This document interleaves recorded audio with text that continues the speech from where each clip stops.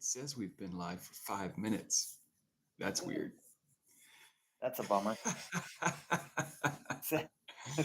All of our viewers are already gone because it was so bad. Yeah, they're like, oh, Oh, these guys are the worst. these are Who the let these guys worst. have cameras? All right. So you took your bow down to the shop Saturday, Yeah, I took it to the and shop they Saturday. messed with your peep sight, and now you're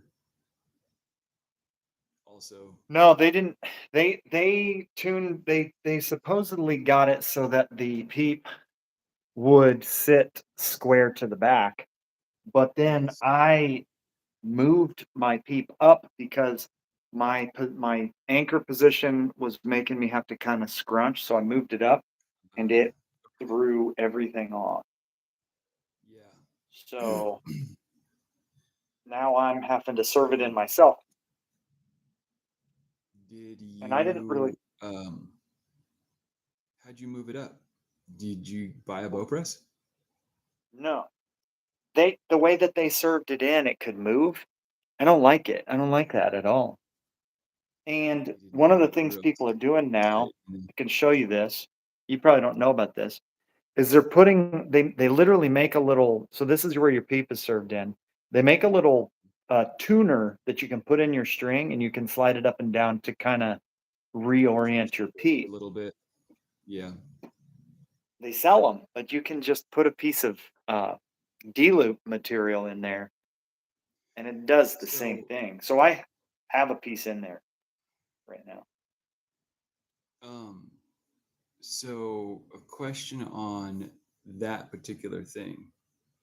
Okay. Should why how is that an issue if you're shooting with a D loop? Isn't you don't you line your D loop up with your peep sight and then when you draw it will always be in line? Sure.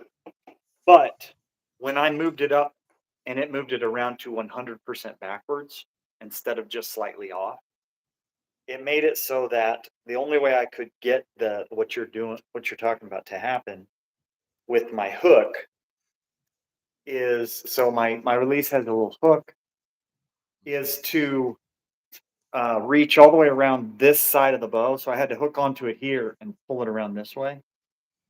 Yeah. That, I And mean, so it wasn't working. I guess that's more of a move than I figured you would Yeah, have if to it was adjust. sitting, for me, if it was sitting off to the left a little bit and I just hook it and I pull it straight, totally fine. But as far as like, if it's way off, it doesn't. You can't you can't work with it. Yeah. Uh, Yeah. No, yeah. so I didn't love how they served it in anyway because it could slide up and down, and seems like the more I slid it up and down, the more easily it slid up and down. And so then today I was all goofed up. And I just was like, you know what? I'm just going to serve it in how I typically would, and we'll just keep on going from there. And I'll reserve How it you if I don't like this. how are you liking that release? I am liking the release a lot. It is shorter distance. Well, how it sits up, it's sticking out of my finger shorter. Like my other release was probably about here. Uh-huh. So I had to get comfortable. I had to lengthen my draw length a half an inch because it was really tight in here. And I'm not, I don't know, all the goofing. Sometimes, some days you goof around with a bow and you're just like, I just have messed up my whole thing. I mean, I was shooting like really nice little groups, even with this release at 100. And today I'm just so goofed up. I'm just, I feel like I can't shoot. I lost a couple arrows. That's how bad it was You today. did? Man. Yeah. Uh so on that release, we were talking about it before you got home with it. Mhm. Do you have to reset the hook Yeah. with your finger? So the hook is set when you pull the trigger. Yep. It's unset, Right. but well, you can't even see it. Okay, I'll unset it. Yep. I heard it though. When I hit the trigger, Okay. it resets it, and it is reset. So that's The so prop, that's different than the one I thought you got, I think. yeah, this one's the Stan. Yeah. One of the Um, ones that I was shooting over there, you had to just kind of like Axis. re- reach Flip it up there. over. Well, it would stay in the hook position, but it wouldn't be latched, and you had to like kind of nudge it with your finger instead of having that click with your thumb release. Mhm. Yeah, this one I like it all right. I don't love the open hook, but here's your one you got is an open hook, right? No, it's not. No? What's the mechanism that releases it? It is.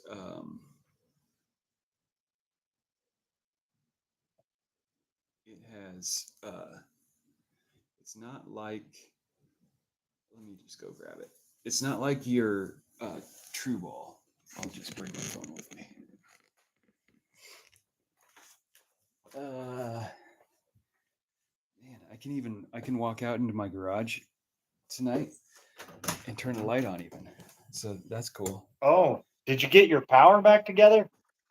Yeah, the power company came this morning and put a new pole in, and when they were out there, I said, "Hey, would you mind hooking my electricity back up?" Because it got ripped apart a few weeks ago. And guy was like, "Oh yeah, yeah, sure." And he just did So it? it's yeah. I mean, it was up there at the pole, is where it got ripped off. So Oh, okay. the pole was so old and nasty that when a tree branch fell, not that big a branch, fell on the line, Hmm. ripped the insulator off the pole. And that's why it came down and broke the line. Okay. So it was part of the same issue. Okay, here's mine. This is the Spot Hog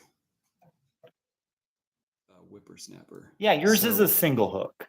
It just closes on it. yes, yes, Yeah, yours is yeah, they're saying single hooks are better, more accurate, whatever. Just because yeah. it has So one point of contact and it opens. mhm. So what's the function? Yeah, okay, so you click it and it opens. Yeah, and you click it and it shuts. You push it and it shuts. Okay. Yeah, yeah. Have you It's shot it just much? not a whole lot, but I do like it. It is well, and that thing is too light, Is what? light. Like you don't Oh have yeah. to put much pressure. It doesn't. It doesn't. So those others, those wrist strap ones. So that let me see. Does yours have a wrist strap at all? This one It just has has a. it has a lanyard hole. You could put a So lanyard on it.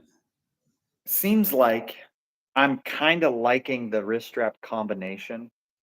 I don't know if I'm gonna keep it this tight, but I like that it's gonna be able to Yeah. just stay with me in the field. I think that so this little guy, because it's a closed loop, you Hmm. can click it on your D loop and let it hang. So if you're sitting in a tree Oh, stand, okay. this thing can hang on your D loop. That Yeah. thing can't, but This can't. what's nice about it is you can still drop it out of your hand and it's not Right. going anywhere. Right. I haven't decided yet whether I want to use it functionally with the strap as part of my hold or whether I want to have this piece kind of slack. That's one part that I haven't decided fully on.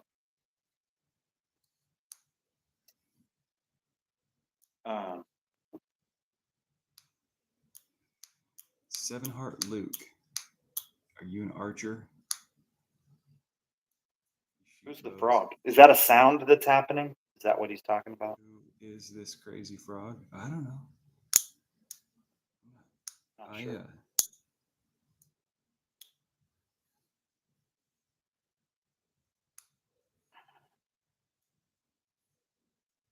Yeah, I need to shoot this thing a lot more.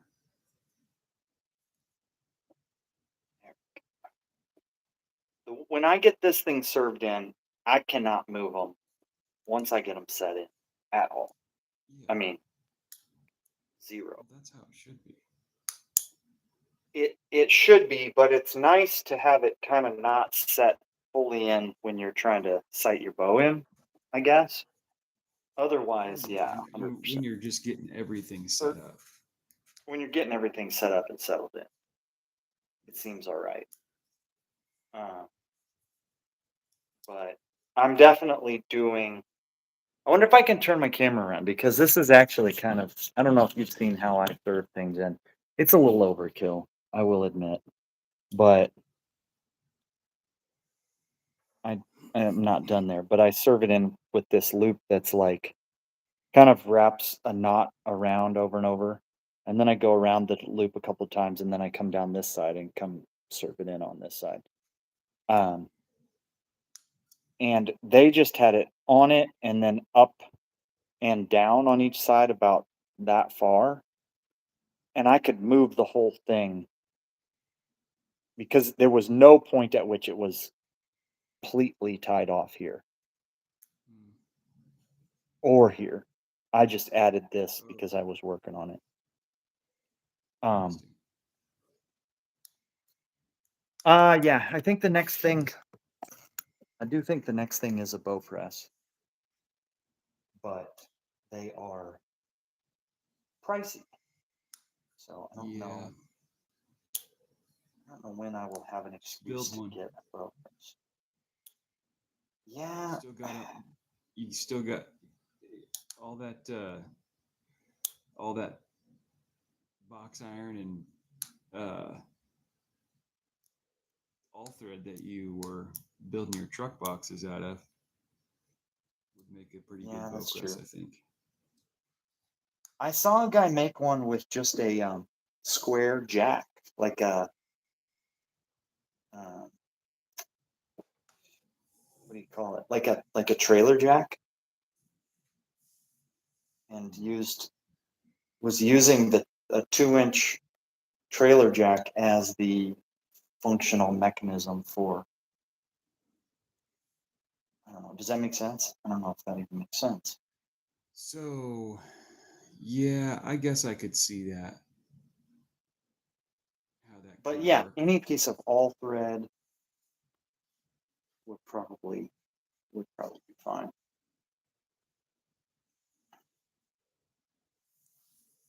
So I was actually looking on Facebook Marketplace today for a bow press to see if there was one like maybe a couple $100, and there was not.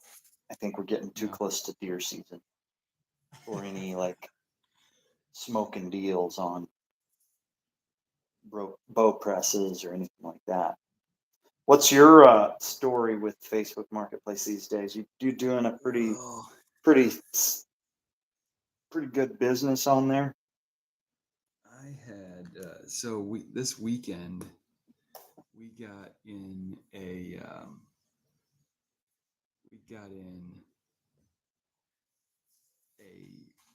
clean out the that front porch area mode. Oh, on your house. Yes, you Gotcha. know that enclosed front porch there that is essentially it had turned into what some would call maybe like a toy room or playroom, but I I generally just referred to it as a pit Yeah. because it had, I mean, you couldn't walk through it. My kids would every once in a while go out there and play Barbies or Legos or something like that, but it was ridiculous. So, and also, they're grown out of that stuff for the most part. Like, they probably end up out there once or twice a year between the Barbies or the Lego. Yeah, they're So just kind of aging out of that era. it was time for it to go. Um, so that's why we were working on stuff. We cleaned that out. So what I ended up posting on Facebook Marketplace, the first thing, and this is somewhat unrelated except for the fact that I knew we were going to be selling stuff, or there was a possibility of it. But I also had this old crappy guitar, acoustic guitar. It's a Chicago brand guitar, which is not a Which thing. is nothing. I mean, I've never even heard of it. No, it's I'm so it's hard to throw away a guitar for me. I don't know if you've ever Yeah, thrown one in the trash. I've never thrown one in the trash. But I've never had one junky enough to. but this You thing know my in guitar taste. I've never had a guitar that was unworthy. Let's put it that way. yeah, I know. So this thing, it had a broken nut and the top of it was like concave. But you could still kind of tune it up. Mhm. It wouldn't hold a tune because the nut was in three pieces, and so the strings would kind of move around. But still, it was I couldn't just chuck it in the dumpster. So I posted it on Facebook, and my listing essentially said free guitar. This is a It's not a junker. good guitar. It has a broken nut, and even if you replace the nut, you might be able to play it, but it's still not going to be a great guitar. There's nothing broken on it other than the nut.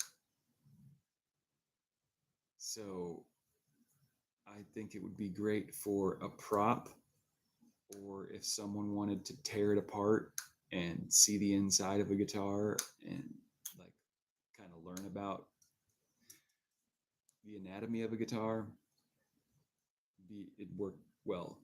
But For that. again, Yeah. I say not a great guitar.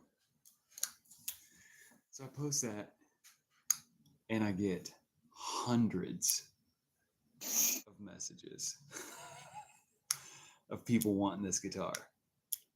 And some people I think read the post and were like, "Oh, this is not a great guitar, but it is free.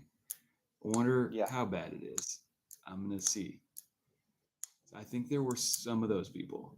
Then there were other people who were like, "Oh man, a free guitar. I've been needing a guitar and I can't afford a guitar. This is perfect." Which Yeah. that's the person that got it.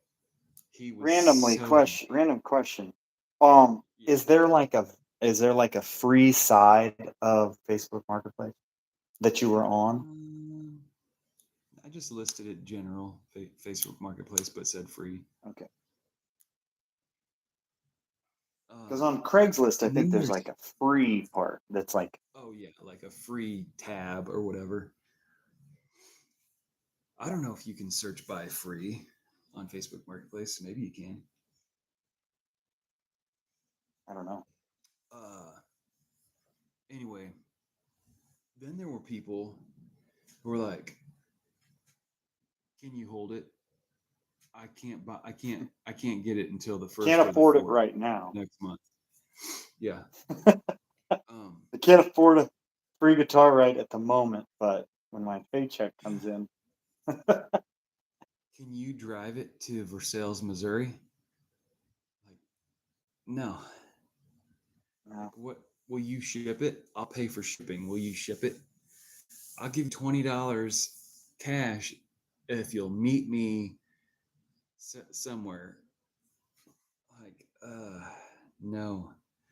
Somebody texts me or messages me, why don't you donate it to one of those places that helps out kids that can't afford musical instruments?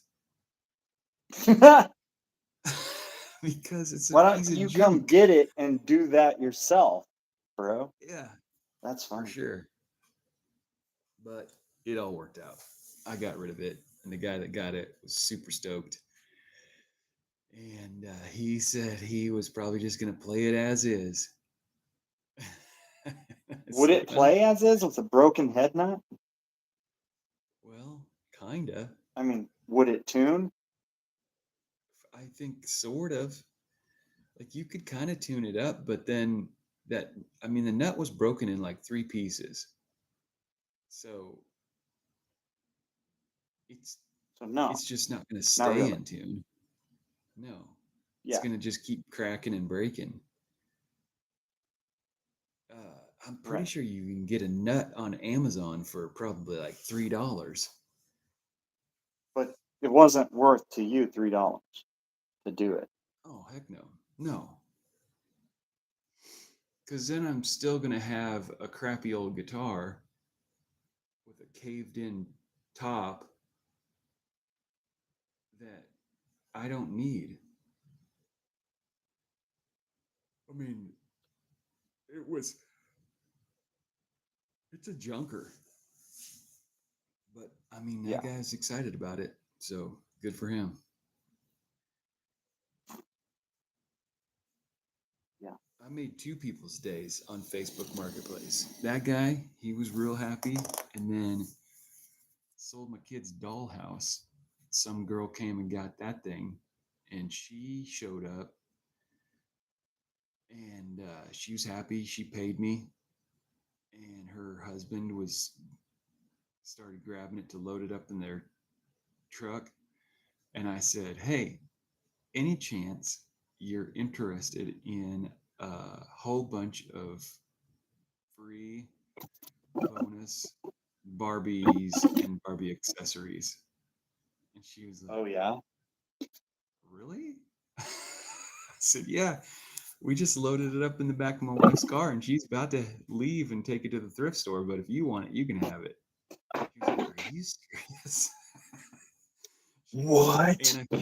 Anna came out, and the girl's like double checking with her. She's like, are you sure? Like, this is fine? And we're both like, yeah, we're gonna give it to an organization, like a faceless, nameless organization, Yeah. or you who seem You like a can have decent it. person and has little kids that are going to be super stoked to get all this crap, you take it. And she says to Anna, she's like, I mean, do I hug you? Can I hug you? Wait, what? She gave So Anna a she's hug. well, that's nice. Mhm. Can I hug you? I'd rather you didn't. That's when you're like, I'd prefer no. But I mean, Like you, I was like, you can hug me. No, I didn't say that. that's funny. uh, Is this annoying the way I have my video camera? mm-mm. I like it. When are you I gonna have one of your little like your little rolly rolly shelves over there all set up as your archery nook? uh I actually already have a bunch of You these just bite that stuff to off. do that. No. I was just pulling it really tight Oh, you need some and then I'm pliers. gonna burn it. Actually I might instead of burning it. I don't know. This particular serving string doesn't knot up really tight whenever you burn it. Oh, really? Yeah.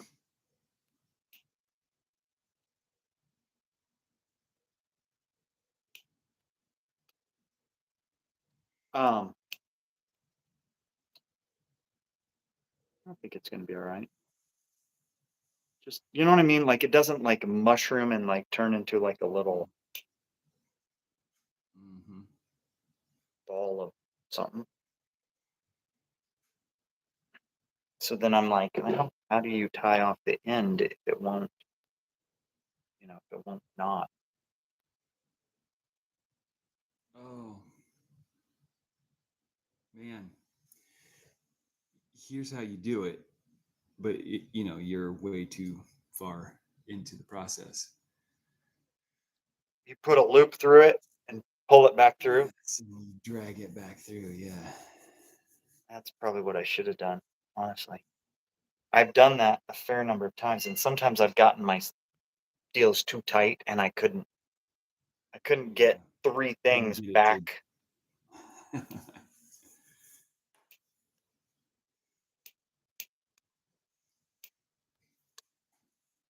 Oh, that hurt. Well, there's that. So now my serving is pointed exactly in the right direction. That's good. And I your don't know about, peep is at the right height. I hope so. After all that, I'm going to draw it with no arrow in it to find out. You Don't should. do this at home, kids. Um,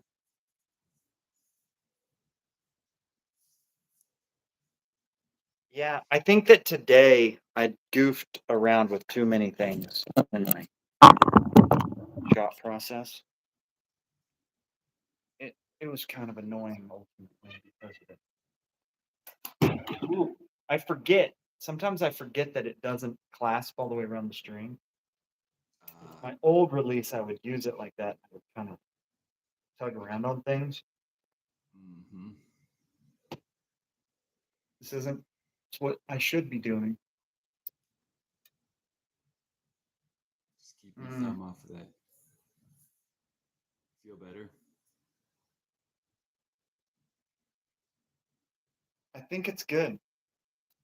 I don't have it quite lined up, but not going to take much to get my feeler in the right spot for that. Oh,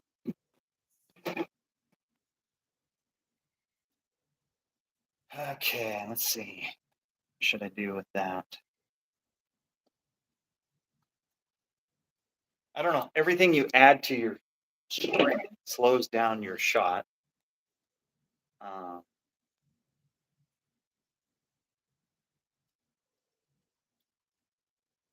my understanding is you got to be real careful using a razor blade right next to your Right next to your string.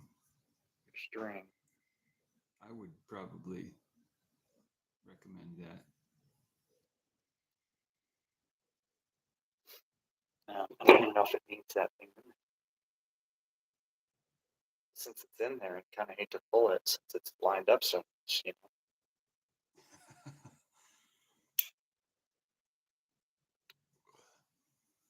That looks good.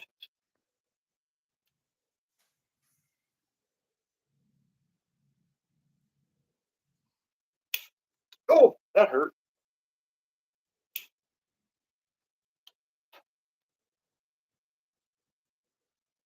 So yeah, I guess we'll find out how much all of this slows down my shot because the archery shop guy loaned me his really nice chronograph. What is it a Garmin? I don't know. I'll get it out here and show. I'll go grab it and show it to you. So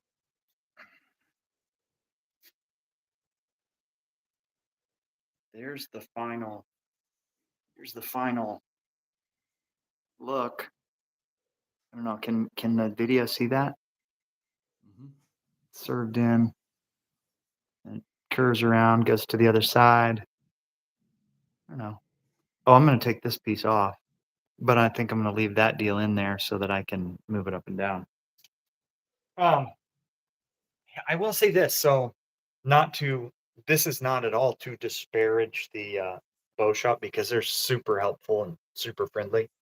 I think that bow shops are not so my neighbor kid got set up by them. His bow is set up fine and everything, but his draw length is a little bit long. He is a kid, so it's kind of hard to like force a kid who has no experience into a short draw length. Um, but I watched him set up another guy on Saturday who was a bow hunter, and maybe it's me just being a kind of technical. I like to think about the technical things in archery, but they definitely don't set people up for not for success. I don't know how to say it exactly. Like one, so I figured out today that my rest was about 16th off left right from dead center, which is technically you want your rest dead center of your riser. And then you want to do all of your adjustments in your limbs and your different things like that. Um, and then he was setting a guy up with a dart just like exactly like mine, only right-handed. And I started to explain to him, the guy, because he was getting ready to walk out. And something I figured out on my own was this has a yoke system, and they're one of only like two that has this adjustable yoke where you can twist this, and it's supposed to time your top and bottom cams correctly. Well, if I adjust this yoke, I figured out it actually adjusts the timing on this cam, not on the cam that is, you're not That it's adjusting closest this to. and seeing it move right there. And so I Yeah. said something about it to him. And as I was saying something about it to him, I could see that it was already out of time. Like it was coming out of the shop out of time. And it put me in kind of an awkward spot because I'm thinking, like, like you're the shop, you should adjust this right now. Uh-huh. And I was like showing him, and I was like, oh, and then the guy was like, well, or you could just bring it back in the shop and we can adjust it for you. Like that was his take on it, which I Yeah. appreciate that. I get that. But like again, you're the shop. Don't send it out the door not as close to dead nuts as it can be. Yeah. Is that just like, what do you think? Is that just me, or is that like, do I watch too much YouTube? Do I think about it too much? I I think maybe maybe they're just like, dude, chill. This guy's gonna go out and shoot a bunch of deer at 30 yards. He's not gonna care that it's out of time. I don't I know. don't know. What do you think? Or do you think it's I just the think nature of that I think business? that I think that people haven't been thinking about the timing of a bow for that long. I think that it's a recent realization that it can Okay. affect your shot as much as it can.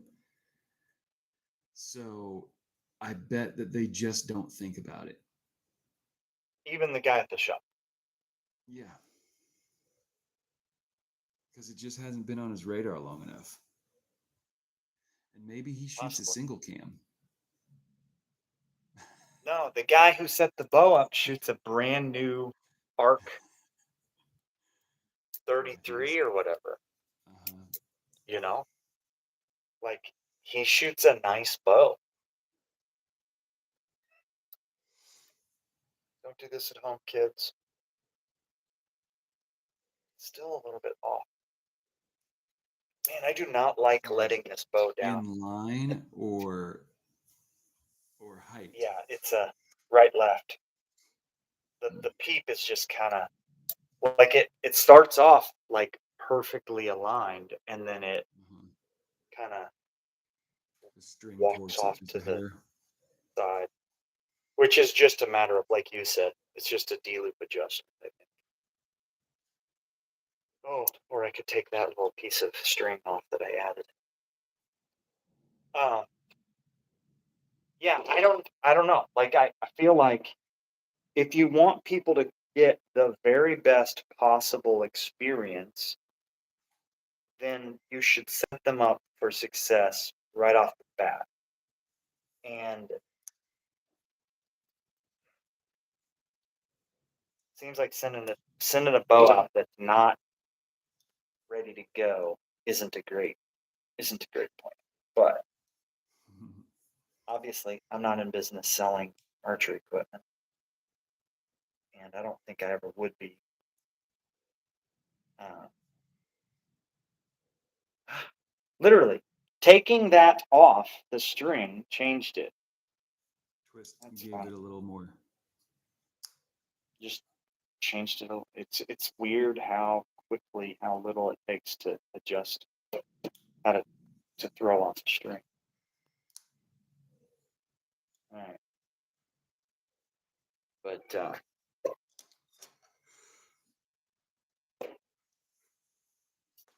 well, we got one viewer. Is it Seven Heart Luke? I don't know. I don't know.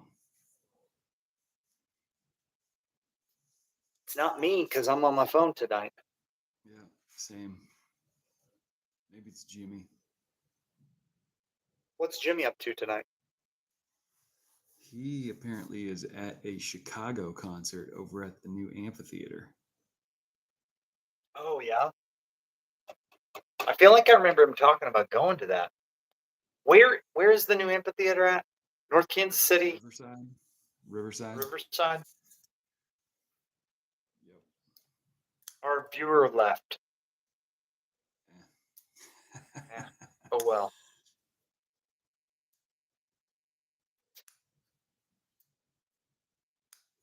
Dude, yeah, I was real happy with this bow until I started goofing with all this stuff today. Then I'm like, my I one of so here's one thing I had to do. Um, and I don't know. So the Spot Hog Boonie was mounted in the middle here previously, Okay. and I moved my sight up. So I moved it because it's a little Picatinny rail, which technically a Picatinny rail is supposed to be mounted this way, on a gun. Yeah. Hmm. Well, I moved this from the middle notch to the top notch on the Picatinny, and my reason for doing it was that I bought this. You're not gonna be able to see it.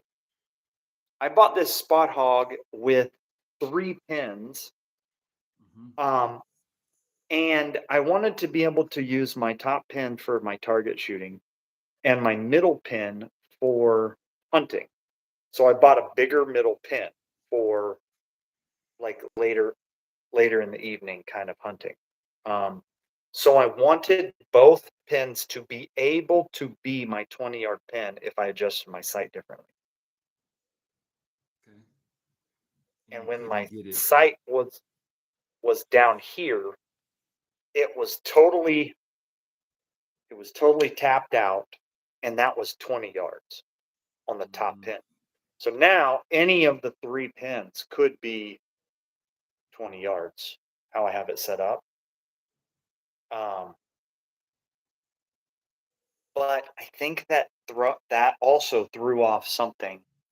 And my 20 and my 60, even though it's the right sight tape, went from being like dead on the same sight tape to where now when I do the 20, it's shooting like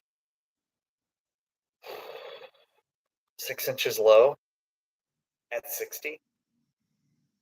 Hmm. And I think what I've done is, and it got dark before I could test this. I think what I've done is you've got your sight and you've got your arrow launching at an angle and going down. Yeah. And I think that when I zeroed my 20 the second time, I think that I zeroed it on its first time that it crosses. Does the math work out on that? So So if you move your sight further from your arrow, it's gonna make that arc different. more pronounced, right? Well, Let me think here. yes, You're but gonna here's what I think I did, and I will not be able to tell you whether this is true or. I think what I did was see the. Can you see the billboard? yeah. I think you have a line of sight, Mm-hmm. and then you have a you know, that's a straight line. Your eye, line of sight, and your sight pin is right here. I think that that your arrow, and I'm gonna. I think that your arrow goes from your bow, from right there, right? Right. So there's two opportunities to zero At your 20. 20, and I'm exaggerating. And I think maybe I zeroed the second time I zeroed my 20 here instead of here. Maybe. Where the sight tape should say this, and it should go 20, and it 20 should be here. 30, 40, 50, 60, right?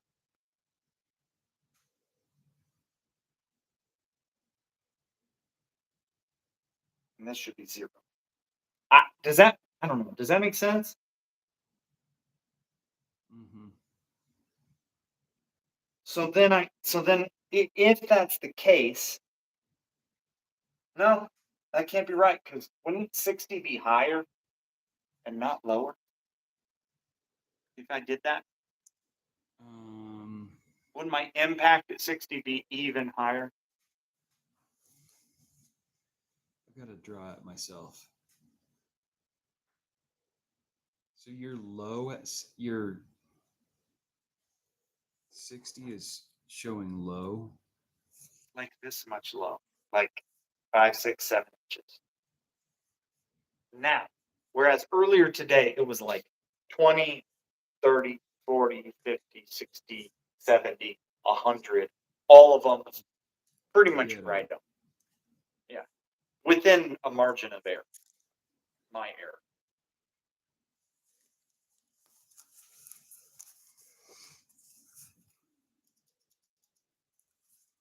Okay, so if your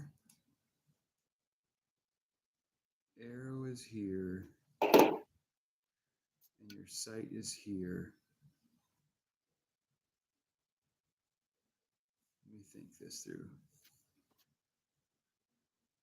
Okay, so this is your sight line, and your arrow has to come up.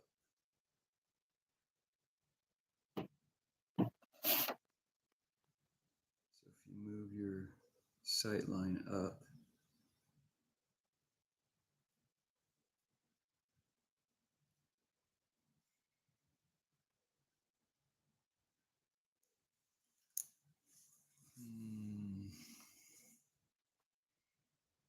I think that I'm wrong. That's what I think.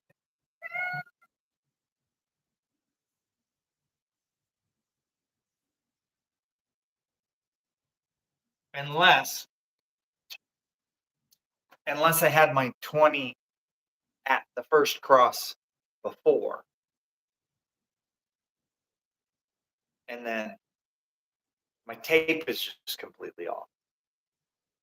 That's the other option. I think Wait, so you didn't change your tape after you changed your sight? I didn't change my tape after I changed my sight because I should be able to dial my sight. It's parallel with my with the riser. Even though when I move my tape, my mounting position up, I should be able to just move my tape down because it's a perfectly vertical move. You know what I'm saying? Like it's all vertical. Even though it has a round housing, it's not moving. It's not like the dialed like this or my old one, which was like a pendulum.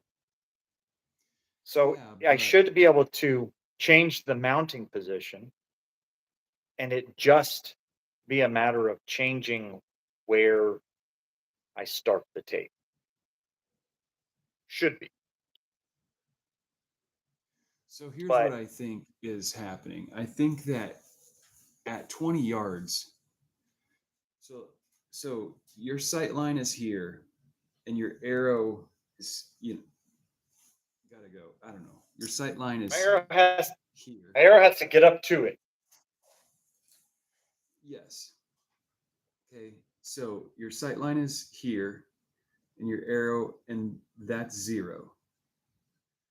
So Right. if you move your sight line up, 0 is going to be further out.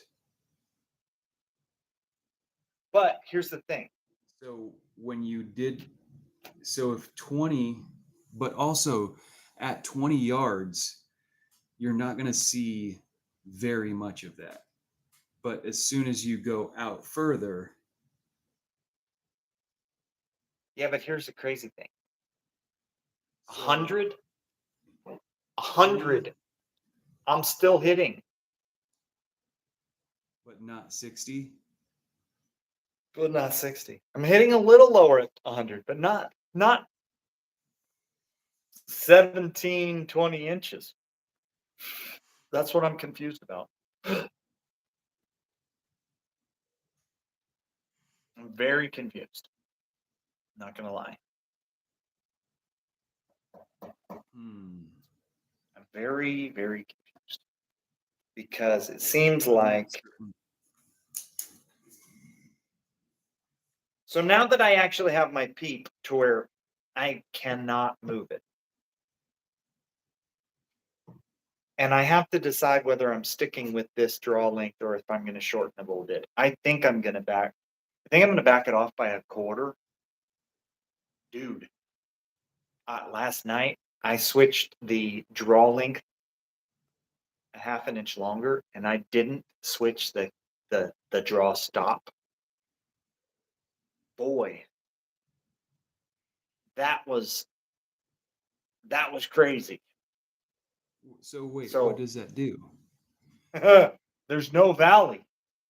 Like you draw and it hits the draw stop before it gets out of the 77-pound era. Oh, And it's like, oh, man, that's tough. Pop. Yeah. really? Yeah. That far back in there? Do what? I say the let off is that far back in?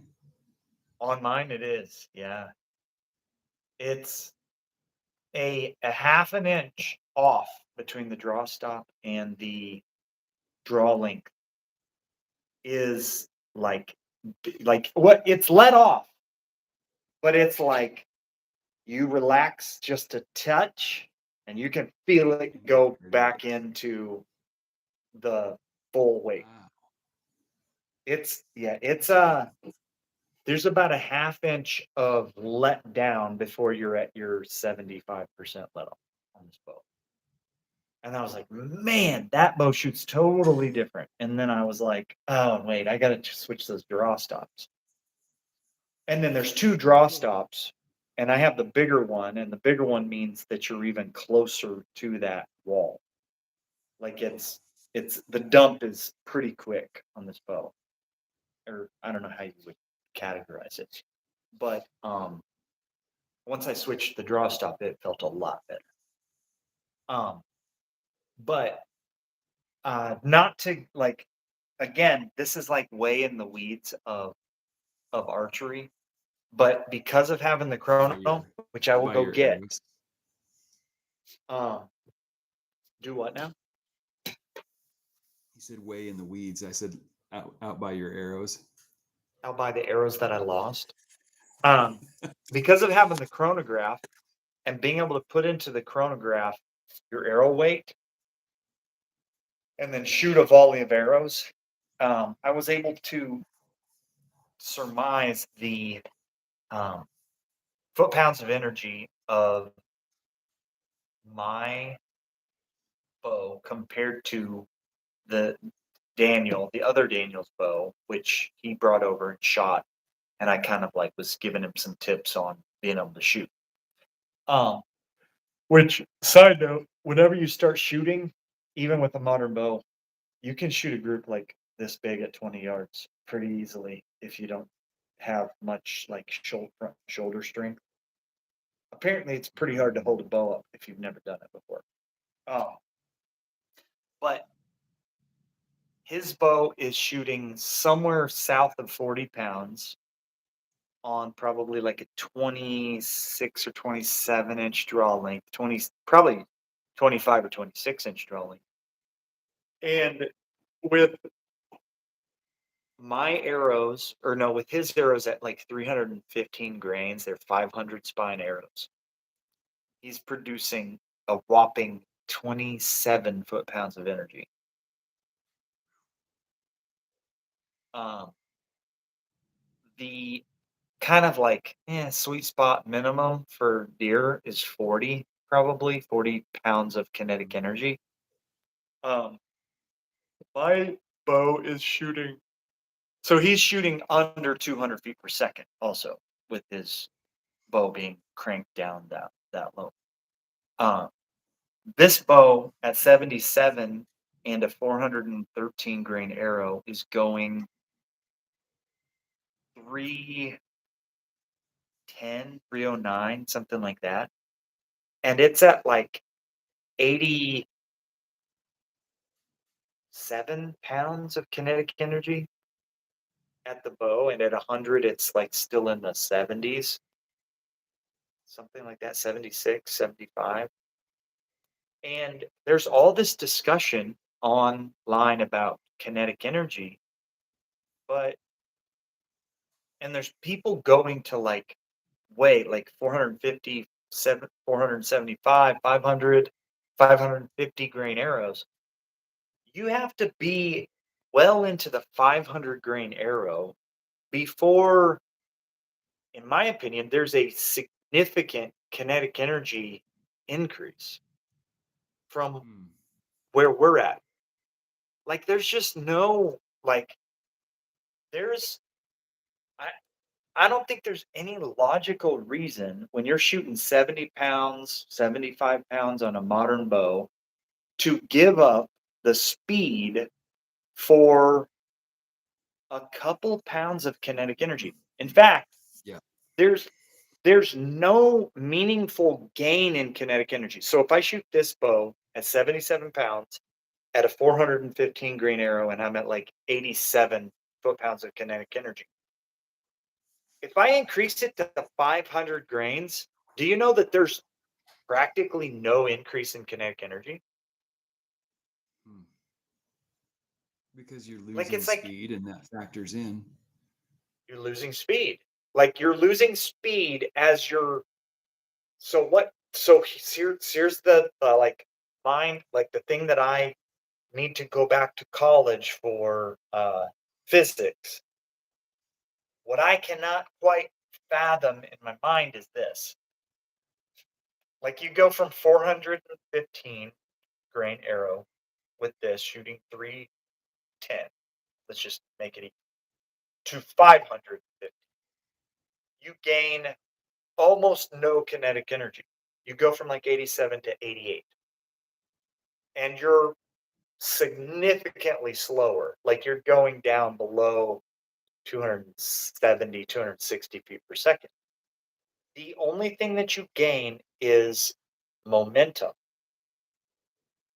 And I still, in my mind, cannot quite wrap my mind around the effects of momentum until I think of it in terms of a very dramatically different. So it's like 12% more momentum if you go over 500 grams.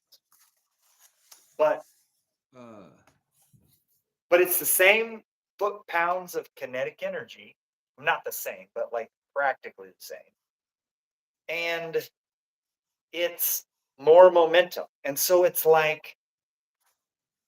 kind of like if you were to say, hey, I want you to drive this stake into the ground with swinging what's your hammer, your stiletto, titanium like a 14 hammer. ounce. So you might be able to strike something really fast, bam, and create 200 pounds of kinetic energy. So you're like striking this thing with this hammer, right? But if you apply the same 200 pounds of kinetic energy with a sledgehammer that has an 8-pound head on it, if your kinetic energy is the same, but your momentum with your sledgehammer is greater, your sledgehammer is going to do more work. It's going to be harder for the stake to resist the sledgehammer than it is for it to resist the stiletto. Even though like in the experiment, the thought experiment, they have the same KE. And what I can't quite figure out is what's the value of knowing the kinetic energy if it's the momentum that is the real like factor. And then the momentum is just not a number that I can like wrap my mind around. Whenever it shows it, it's always like 0.0 or 0.567 versus 0.595 KE. I just don't have in my brain a way of factoring I'm sorry, not KE, momentum. I can't quite figure it out, if that makes sense, in my head. I understand the concept, but when it comes to shooting arrows at over 300 feet per second and having like a super flat trajectory, I can't quite quantify what 15% more kinetic energy would actually do for you on a deer. Like that just doesn't seem like enough difference to make a difference. Does that make sense? Yeah. I'm looking at the um, I'm looking at the uh,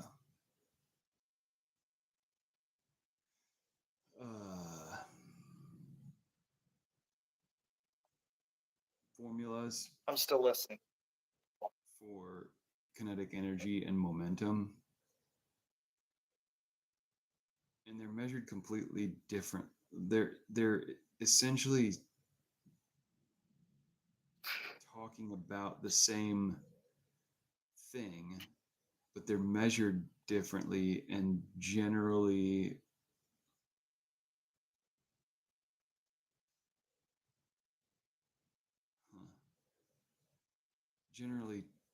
used for a different like type of reaction, or I guess maybe.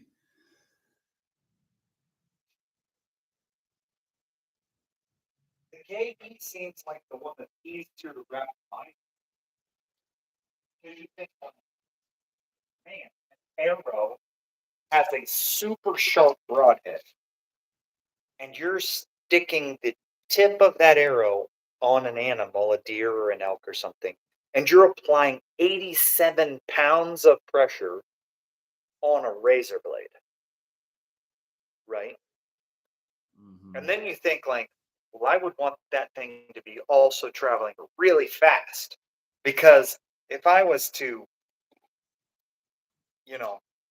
slowly move this across my skin versus zip, it would be more effective. But I can't quantify in my head the the momentum number, like the way that they represent it in the math equation.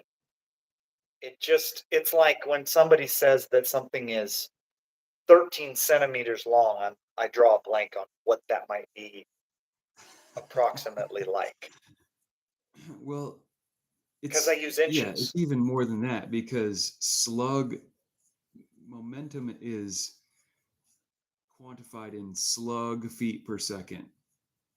And Yeah. who knows what slug is? What's slug? Right. And I Mhm. understand that momentum is a calculation Slug. of something's So mass compared to its speed, right? It's mass time. How does that go? Mass times speed. velocity or speed. Wait, what'd you say? Is it mass times speed or velocity? Is what Is momentum. for momentum? Momentum.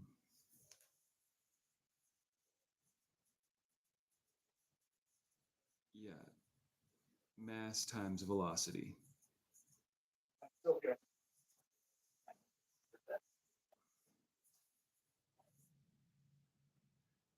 So I'm guessing, let's see here. A slug is a known quantity. Weight in pounds divided by 32.174 feet per second squared.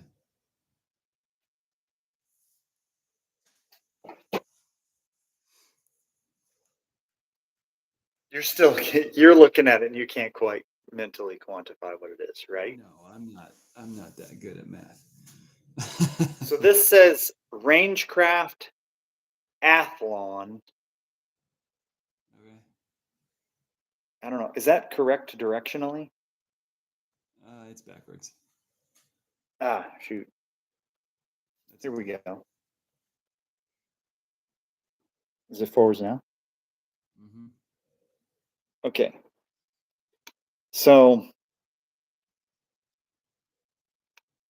no, I want to go back. Previous session.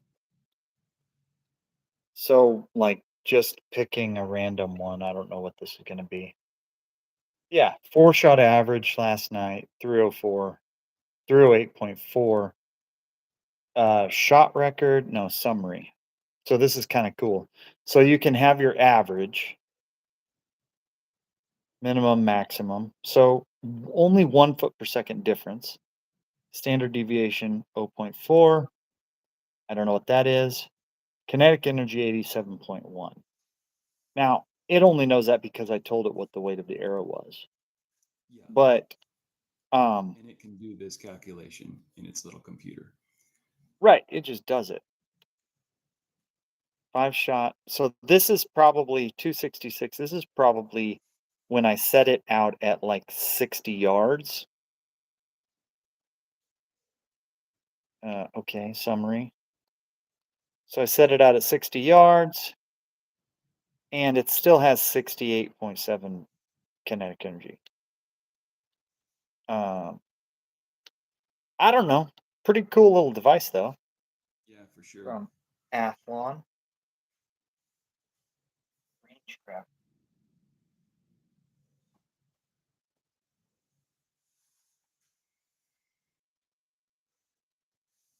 Yeah, so I don't know. I don't know how to.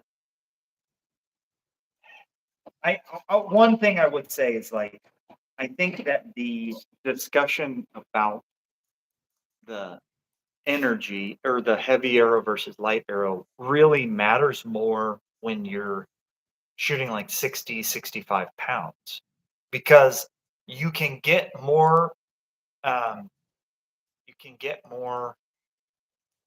momentum by having a heavier arrow, and you can't really get more kinetic energy even by having a heavier arrow.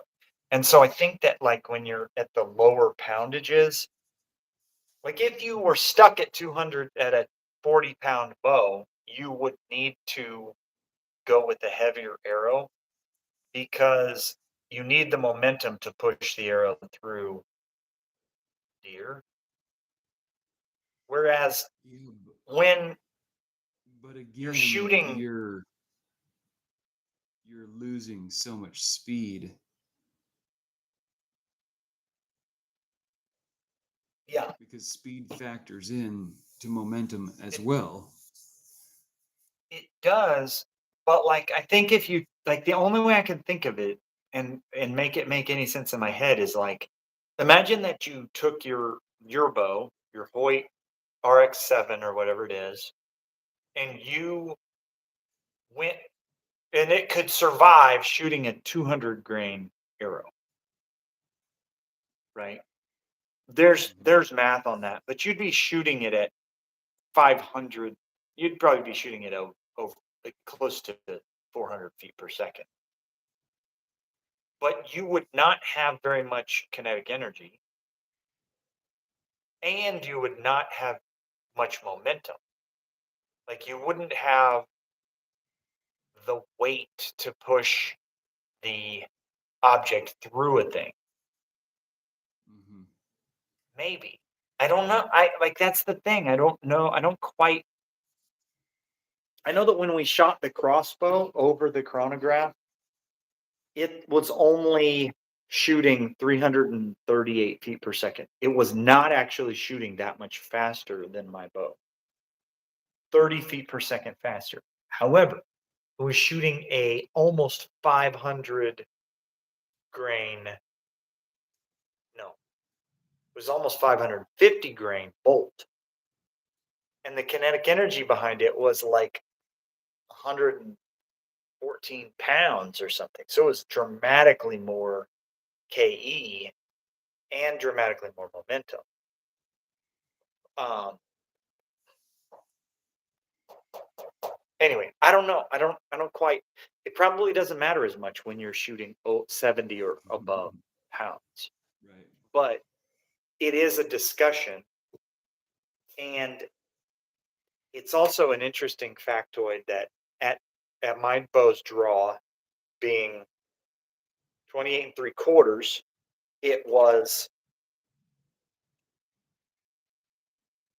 shooting 304 instead of 309, and that 5 feet per second at 100 yards is 7 inches of drop. Same arrow, like that's a totally different, like 7 inches of drop is a lot Mhm. if you're trying to shoot 100 yards. I mean, I'm not trying to shoot a deer at 100, but it's like an inch at 40. So 5 feet per second, 5 or 8 feet per second, I forget what it was quite a bit of quite a bit more drop.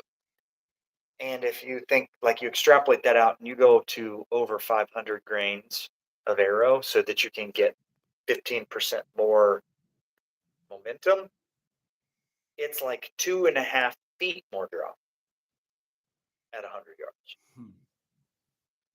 So even at reasonable deer ranges at 40 yards, it's like 5 inches more drop, which is, I mean, like to me, it's just like all of that is like margin of error that you don't have when you go super heavy.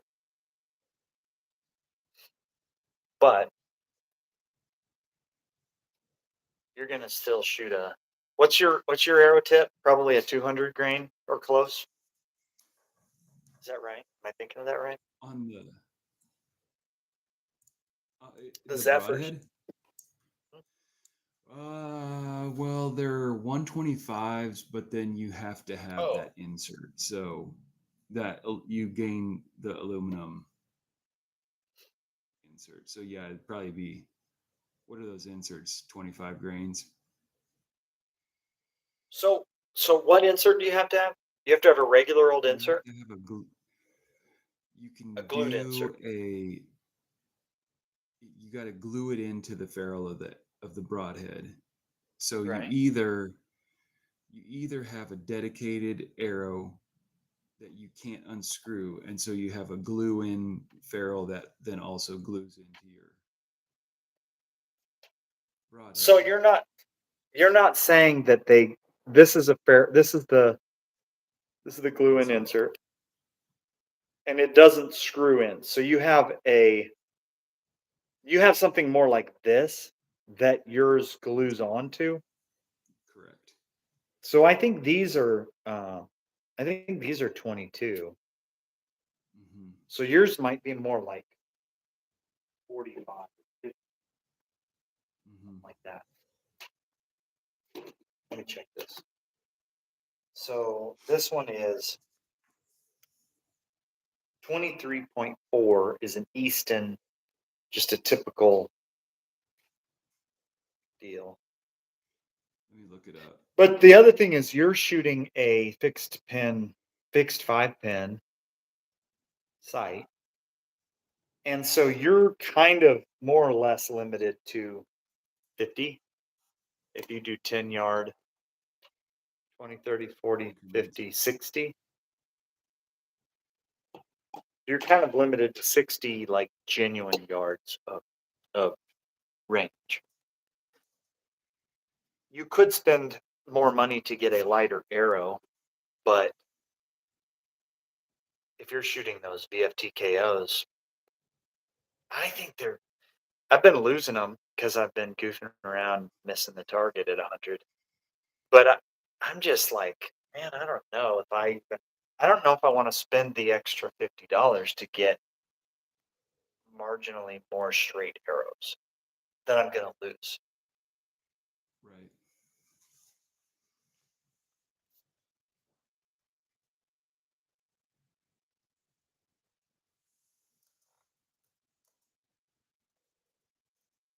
You figure out how we can quantify momentum yet? No. Because here's my like mental model that is confusing. Let's say that you have a 400 grain arrow and you have 0.546 momentum, and you go up to a 500 grain arrow. It seems like that one could say the same thing on momentum because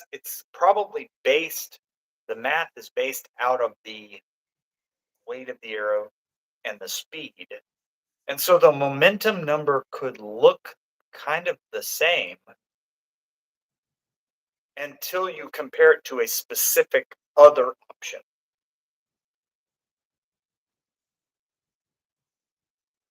Does that make sense? Or am I thinking of it wrong? I'm not sure. I think I think that I think that momentum and I think that momentum and energy are almost the same thing. They're just measured differently. Not exactly, but kind of for practical purposes, fairly similar. Not exactly the same, Well, they're definitely not exactly the same because but in this application, pretty close. okay, but if a guy is like looking for optimal energy and you say, hey, if you're at 400, you're going to generate 87 pounds. You're probably going to generate 86 pounds of kinetic energy. And if you're at 500, you're going to generate 88 pounds. And if you're at 600, you're going to generate 88.5 pounds. If they're the same, no one would choose 600 grains and a slower arrow. No one. But with the momentum number going up from, call it baseline at 400 to 20% more at 600, some people choose the 600 grain arrow because of the momentum factor, not the kinetic energy. Because there's almost no change in it. It's almost like But it's here's the almost like thing. this. When The you kinetic have energy is 20%, when you have a 20% increase and your number that you're looking at is 0.378 slugs per feet per second, are you gaining more than kinetic energy? That, like, I don't think we understand. I guess we don't understand it enough to know, but I don't understand it. That's true. 20% of whatever the reading is, it's a point, it's like a 0.578 or whatever, right? Right. That's what you're looking Right. at. That's what yeah. I think that it's still just a minuscule amount. Well, I feel like anything that's 10% better is not meaningful, personally. Right? Like I have a hard time imagining that 10% more. Uh, yeah, it's difficult for me to quantify. Now, on the other side of things, do you know what the concept of FOC is?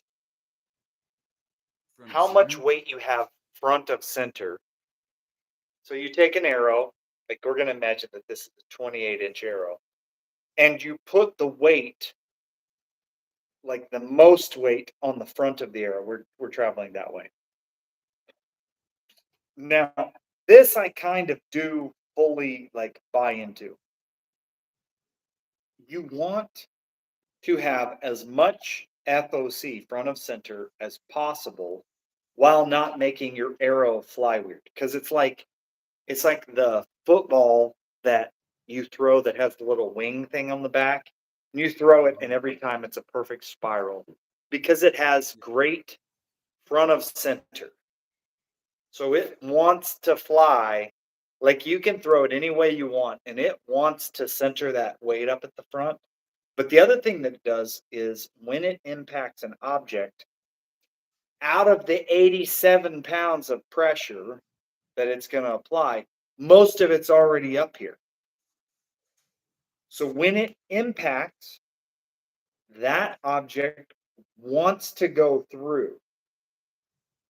Even if the arrow is a little off kilter, most of that energy is balled up right at the front and wants to go through the object.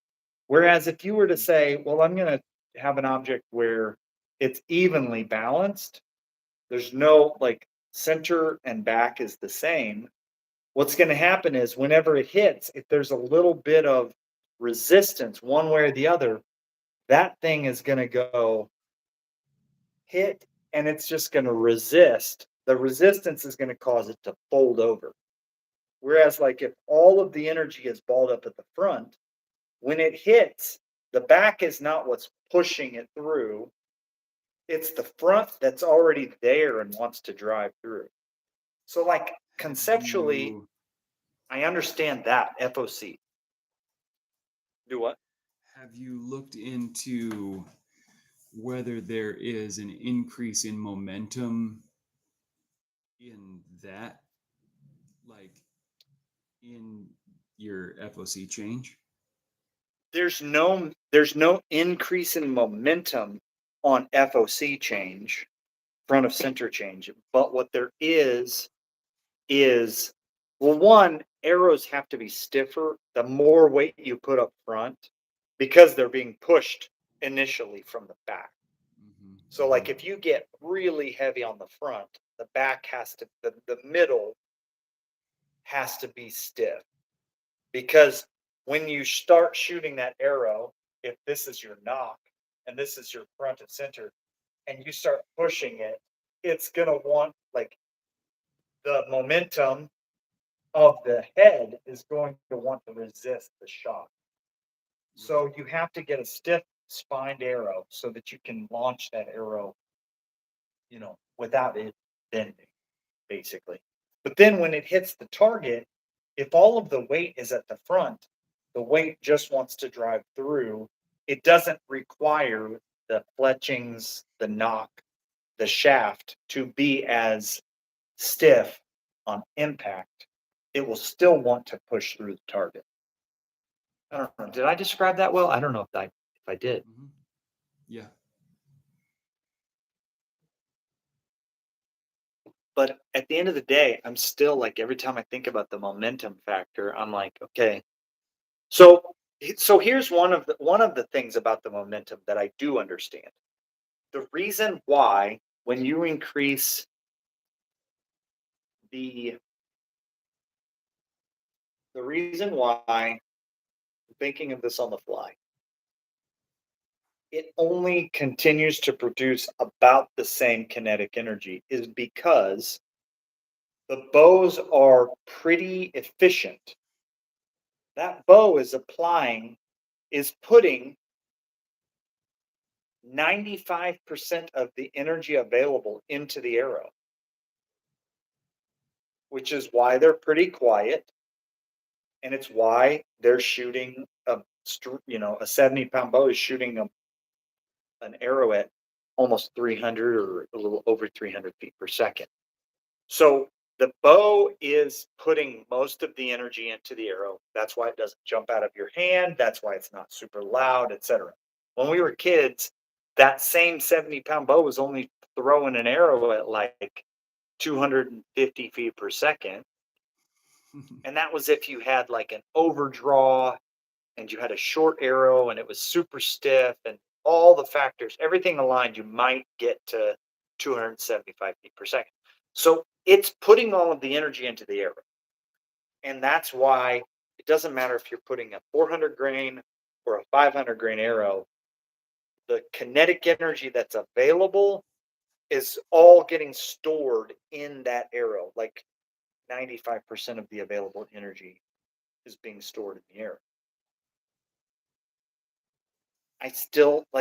I do believe in the momentum thing because it's physics. I understand it on the extremes, but I kind of fail to understand even like I've seen some ballistic tests and I'm like, I don't know the ballistic gel. I don't know. Have you ever goofed around with ballistic gel at all? No, but here's something I did. I watched a video today of some guys.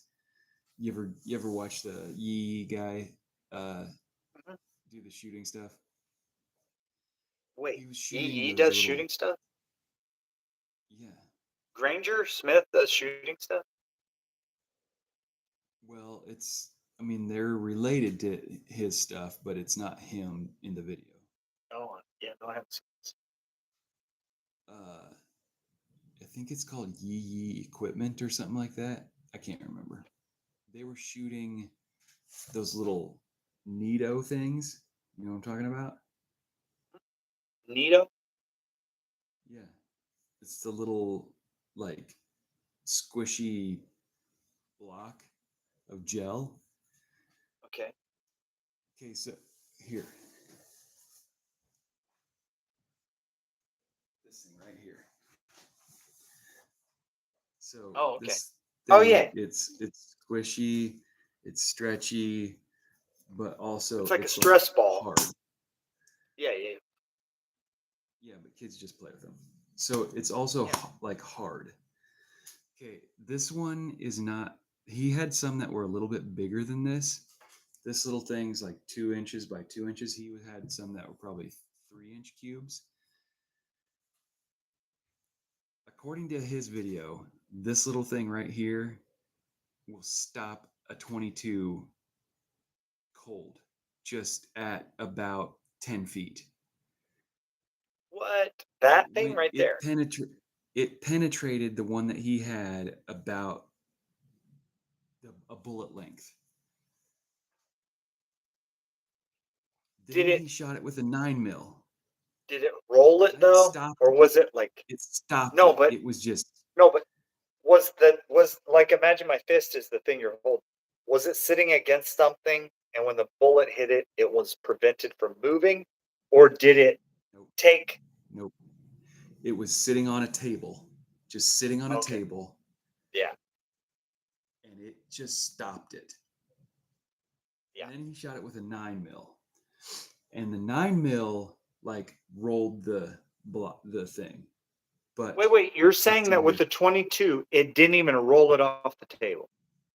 no. What? I'm You're gonna have to send I me kind of this. we're gonna have to try it. He freaking he shot it with uh, the 22. One of these things just stopped it. Then he put two of them, one behind the other, and he shot it with the 9 millimeter. The 9 millimeter went in and came out the bottom and the bullet was laying on the table. Then he shot it with a 45, and it went through one and stopped in the second one. Then he shot it with maybe he should. Then he shot it with a 44 mag, and it went through one, stopped in the second one. Shot it with a 50 AE. I can't remember. It did some weird stuff, like they're showing slow motion. Yeah. But dude, yeah, we're gonna have to shoot some of these things. They're full of Newtonian fluid, right? Is that am I thinking of that correct? I don't know. I think they call it like oobleck or whatever. Black. I think it's considered a Newtonian fluid or Newtonian solid, and it's basically like when struck at high speed, it has totally different characteristics than when slowly like manipulated, basically. Correct. And actually like concrete is actually a very similar material to Newtonian fluid. I think it's called fluid. Or it maybe is technically. Um, but that's interesting. And you're gonna have to send me that video. All I've right, never seen I'll that. find it. I wonder what happens when you shoot it with an arrow or a broadhead. Well, I think we're gonna have to find out. That might be because an arrow and a bullet are acting in a completely different manner on target. For instance, like a 22 bullet, or not a 22, a 300 Weatherby traveling 300, a 30 caliber bullet traveling 3,000 feet per second is not using, yeah, it's not using momentum to do the damage.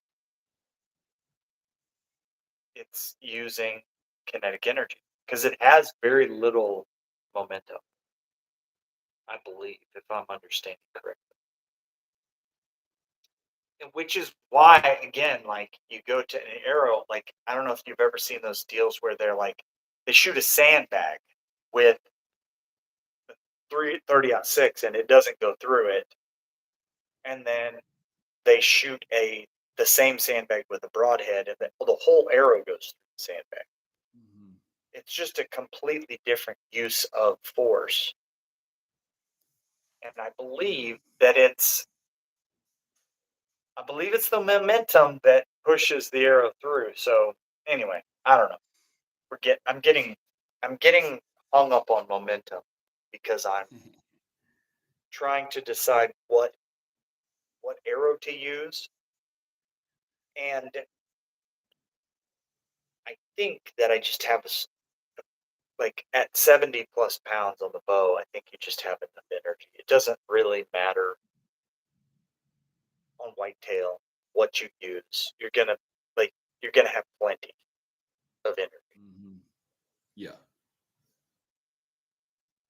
which is why I think like just get as much speed as you can and go for it. So this is uh, since we don't really have any viewers anyway, I'll just go. I'll tell you this. So the one of the things that I was testing was 100 grain versus 125 grain tips. And my 125 grain tips dropped my speed below 300 on my bow. And it dropped, but it basically left the kinetic energy the same. But the momentum factor was so marginally, it was so like, it's like 3.5% better at 60 yards. And I was So just that like, that chronograph gives you momentum also. no, but I built an app for it in ChatGPT to give me the momentum. And I Okay. actually have an app. I have an app that I built with ChatGPT that gives me, if I put in the grain of arrow and the speed that it's traveling, it gives me the momentum, it gives me the kinetic energy. And if I put in how many pounds I'm shooting, it doesn't have math for that because it doesn't know how efficient it is. But if I change the poundage that I'm shooting, it tells me how light could I go and not be below the 5 grains per inch that they suggest for most modern hunting bows. Um, and so I'm able to kind of play around with all these sliders on this app that I built. Um, but in combination with the app, I'm also able to put data into the app. I was able to run my numbers with 125 grain versus 100 grain arrows or tips. And the main thing that I found was that there's no there's no there's not enough increase in momentum to warrant going to 125 grain tips. The FOC is not that much better. It's like 1% better. Or it goes from like 12 to like 13.5 FOC front of center. The only thing that warrants going to a heavier tip is if your broadhead could be built tougher by going to a heavier tip. Like if you're able to put a heavier ferrule, heavier steel into your broadhead by going 125, then it's definitely worth it. But for any other factor, there's no value to going up. Does that make sense? I think so. Like your Zephyr is a big old chunk of steel. You Hmm. sharpen that thing up good, and just it's just a bulldozer. Well, you're going to Okay. need 125, 150 grains to do that. But like other than that, there's no like functional advantage to increasing your arrow that much, in terms of weight in the front. Yeah. I don't know. I don't know if that's a good way of describing it, but that's my conclusion. If you're looking at a broadhead that's like 100 grains, but it's significantly less sturdy, and so you're like, well, I'm going to add a heavier insert, and I'm going to add heavier this, heavier that. but you're not actually increasing the stiffness of and the strength of your broadhead. Why do it? Whereas if you're like, well, that 25 grains is allowing us to put heavier blades on it, heavier ferrule on your broadhead. Okay, that's a good reason. Where you're strengthening that point of the arrow. Yeah. But just adding 25 grains to add it to the front at my ratios, it just doesn't make a lot of sense, I think, personally.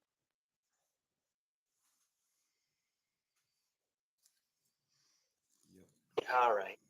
Well, we only talked archery for 1 hour and 20 minutes of the 1 hour and 35 minutes. That's all right. I think it's good. How much are you shooting your bow, though, Darcy? Are you shooting it every day?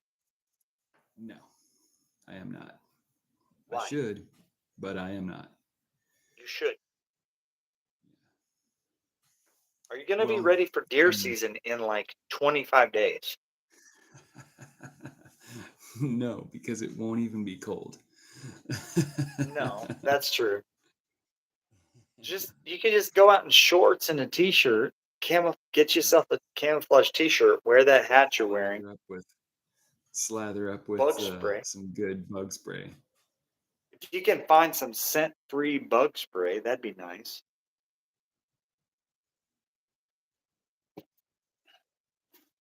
Shoot a deer that's just tick infested.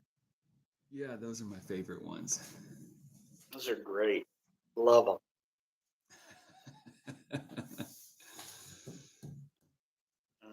I'm thinking that maybe I'm gonna have to try for like late season archery when it's actually cold in the wintertime. You don't want to do any.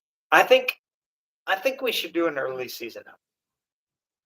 I think we should go up there and hunt like one day, one morning, mow during the day. I don't know, and then hunt in the evening. Yep. Because, dude, like, I don't know how many job sites have you been on where you're like, the excavator like goes and digs a hole and makes a dirt pile.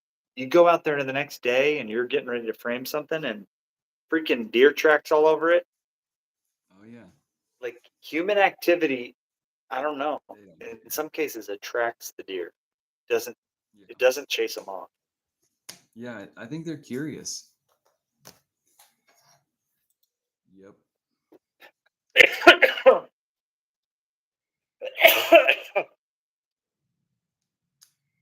Yep. I'm gonna shoot tomorrow. No, I won't shoot tomorrow either. Why not tomorrow? Because I gotta go to work and then I gotta go straight from work to the prison. Oh, and man, I don't gotta get home serve from your that time, till like 9:30. Just have everything ready. Shoot like 6 arrows. Leave them in the target. Pull them out of the target the next day. Maybe I'll shoot tomorrow morning. Just a couple. Yeah, you should shoot every day.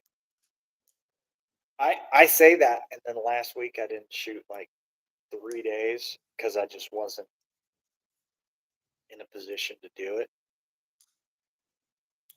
Yeah.